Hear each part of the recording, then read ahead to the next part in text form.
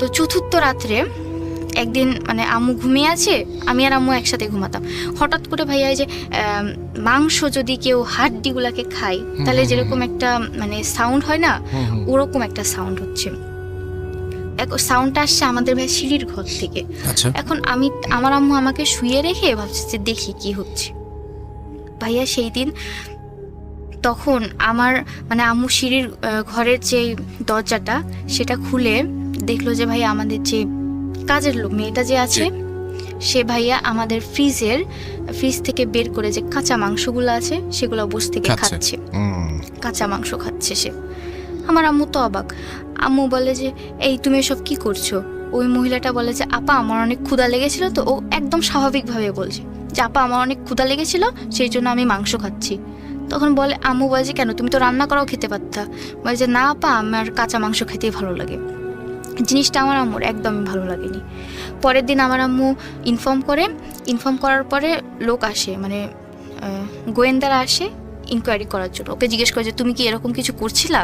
তখন ও বলে যে হ্যাঁ এটা অস্বাভাবিকের কি আছে, আমি তো খেতেই পারি, আমি তো আর অন্য কিছু তো খাই না, আমি তো মুরগি খেয়েছি, কাঁচা হোক আর যাই হোক খেয়েছি। সে কিছুতেই স্বীকার করতে চায় না। তারপরে আমার আম্মু বলে যে না, ও ভালো হোক মন্দ হোক সেটা আমার আর দেখার বিষয় না, আমি আর ওকে কাজে রাখবো না। আচ্ছা। পরে ভাইয়া ও চলে যাওয়ার সময় আমার আম্মুকে বলে যে আপনি আমাকে তাড়িয়ে দিলেন, আপনি এটা ঠিক করলেন না কাজটা। আমার আম্মুকে বলে। আম্মু বলে যে কেন? বলছে কেন তার উত্তর আমি দিতে পারবো না, আপনি কাজটা ঠিক করলেন না, এর জন্য আপনাকে পস্তাতে হবে। আচ্ছা। এটা বলে সে চলে যায়। পরে ভাইয়া আমার আম্মু বিষয়টা কতটা মানে আমলে নেয় না আর কি, যে কে কি বললো তাতে আমার কি হবে। ওই দিন সন্ধ্যাবেলায় আম্মুর প্রচন্ড রকমের জ্বর আসে। আম্মু তো সিক, এখন বাসায় কেউ নয়, আমি মামা নানু আমরা কি করতে পারি।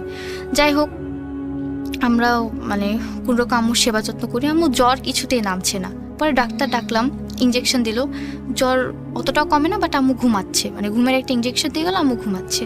ওই দিন ভাইয়া রাত প্রায় আপনার 12:30 নাগাদ আমার যে আরেকটা কুকুর ছিল স্যানভিয়া, সেও আপনার জনের মতোই মানে চিৎকার চেঁচামেচি শুরু করে দিয়েছে। আমরা স্যানভিয়াকে কিন্তু ছাড়াই রাখতাম, ওকে বাদতাম না। ও শুধু মানে অস্থিরভাবে একবার আপনার ছাদে যাচ্ছে একবার নিচে আসছে, মানে ও স্থির থাকতে পারছে না।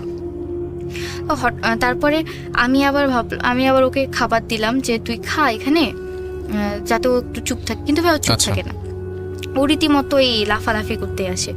ভাইয়া প্রায় আপনার রাত 1টা নাগাদ ওই আমাদের স্যানভিয়া ও আমাদের যে মেন গেটটা সেটাকে মানে আচট খামচি দিচ্ছে, ও বের হয়ে যেতে যাচ্ছে ঘর থেকে।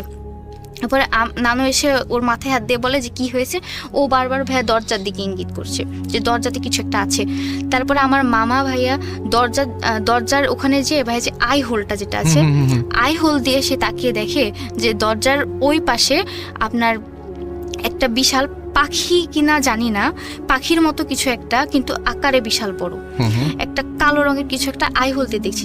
ও দরজার ওই পাশে বসে আছে, আর আমাদের স্যানভিয়া সেটাকে মানে অ্যাটাক করার চেষ্টা করছে আর কি। দরজা খুলে সে বাইরে যেতে চাচ্ছে, ওটাকে অ্যাটাক করার। হ্যাঁ, এটা দেখার পর ভাইয়া আমার মামাও মানে বলছে যে এই বাড়িতে অস্বাভাবিক কিছু একটা আছে, এখান থেকে আমাদেরকে যত দ্রুত হোক চলে যেতে হবে আপাকে নিয়ে, আপা সুস্থ হলে। নানু এসব বিশ্বাস করে না, যেগুলো কিছু না, ওটা হয়তো বড় কোনো প্যাচে হবে। তখন মামা বলে এত বড় পাখি কি জীবনে হওয়া সম্ভব? পরে ভাইয়া সাহস করে আমার নানু দরজা খুলে দেখে কিছুই নেই, সবকিছু পরিস্থিতি স্বাভাবিক। কিন্তু আমাদের স্যানভিয়া কিন্তু ভাইয়া ও কিন্তু কিছুতে স্থির থাকে না। সেই দিন ভাইয়া রাতটা পার হলো। পরের দিন মোটামুটি আমার আম্মু সুস্থই, মানে হাঁটাচলা করতে পারছে আর কি। কিন্তু সেই দিন রাতে আমাদের যে স্যানভিয়া ছিল সে আবার মানে অস্থির প্রকৃতির হয়ে গেছে। সে ভাইয়া আমাদেরকে অ্যাটাক করছে, মানে আমাদেরকে যেন চিনতে পারছে না।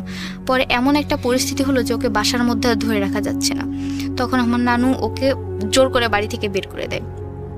জোর করে বাড়ি থেকে বের করে দেওয়ার পরে ও কিন্তু ভাইয়া পুরা বাড়িটার মানে লাফালাফি করে চক্কর কেটে বেড়াচ্ছে, চিৎকার করছে শুধু। আচ্ছা।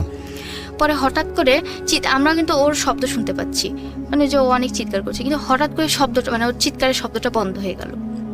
আমরা ভাবলাম যে ও হয়তো ঘুমিয়ে পড়েছে, তাই আর মানে কিছু বলিনি। তারপরে ভাইয়া তখন প্রায় আপনার রাত 1:30 বাজে, তখন মানে অস্বাভাবিকভাবে সব কিছু নীরব হয়ে যায়। তখন আমার নানু বলে যে কি ব্যাপার, কুকুরটা তো এখানেই ছিল, এত নীরব হয়ে গেল, ব্যাপার কি, যাই দেখি। পরে ভাই আমাদের যে পুকুরটা ছিল, পুকুরের ওইদিকে নানু আর মামা মিলে টর্চ নিয়ে যেয়ে দেখে যে পুকুরের ওই পাশে একটা বড়ই গাছ ছিল। বড়ই গাছের পিছন দিকে মানে আগে যেমন মহিলারা আপনার যে গরুর চামড়া বা ধুলে যেরকম একটা মানে ইয়ে হতো, ওভাবে বসে কে যেন কিছু একটা করছে, কোনো কিছু কাটছে বা এরকম। পরে কাছে যে দেখে ভাইয়া একটা, এই যে আমাদের যে কাজের মহিলাটা ছিল ওই রকমই, মানে দেহের গড়নটা ওইরকম, মহিলাটা বসে আমার স্যানভিয়াকে নিয়ে ভাইয়া কিছু একটা করছে। স্যানভিয়ার যে খুঁচিয়ে ওর চামড়াগুলোকে মানে দেহ থেকে চামড়াকে ছুটাচ্ছে। এটা আমি দেখি, এটা আমার নানু আর মামা দেখেছে। যে তার চামড়া মানে সময়টা কত তখন ভাইয়া? প্রায় আপনার অনেক রাত হয়ে গেছে, 1টা বা 1:30 বাজে। যেহেতু কুকুরটা আমাদের নিজের ফ্যামিলিরই অংশ ছিল, ওই জন্য তারা ছুটে গেছে অত রাত হলেও, মানে একটা টানেই ছুটে গেছে আর কি।